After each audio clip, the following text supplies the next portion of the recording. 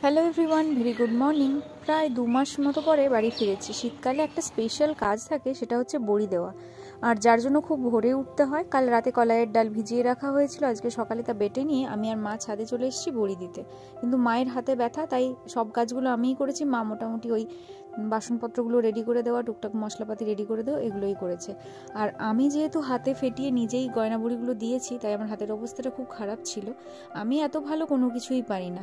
আমার দিদাকে দেখেছি ছোটোবেলায় এই সমস্তগুলো খুব যত্ন সহকারে করতে, আর দিদার হাতের বড়িও এত চমৎকার হয়, প্রত্যেকটা নকশাই খুব সুন্দর। ছোটোবেলা আমরা সুন্দর সুন্দর নকশা দেখে দিদাকে বলতাম এগুলো ভাজা বানিয়ে দাও।